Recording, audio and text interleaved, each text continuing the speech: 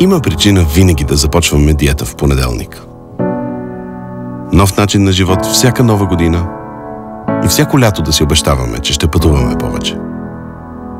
Трябва ни отправна точка. Начало.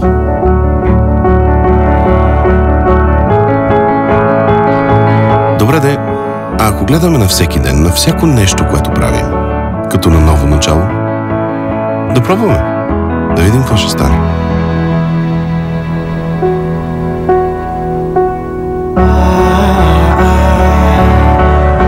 Да започнем утре все едно нещо хубаво чака да се случи. Да започнем ритуала по събуждане на децата така, че какво от това, че е рано-рано? Да започнем отиването на работа с песен на нова група.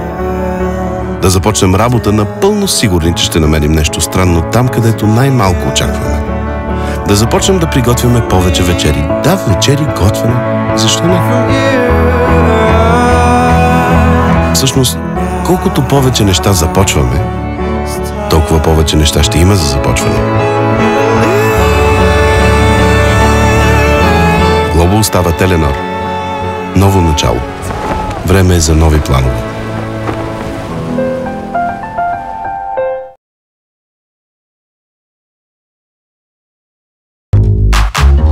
Това е Тони, аматьор, известен търсач.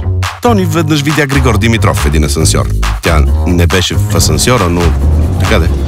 Като попадне неизвестен, Тони се хвали на всички записани в телефона си, всички ата, бъта, въгъде жезата, защото няма да повярваш кой видях. Вдъхновени от Тони създадохме плановете резерв.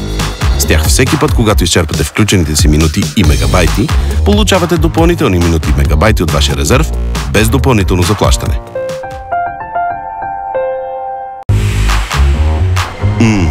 Много неща в живота ни не са честни. Като това. Време е да направим нещо по въпроса. Представяме ви това, което в Теленор наричаме за всички.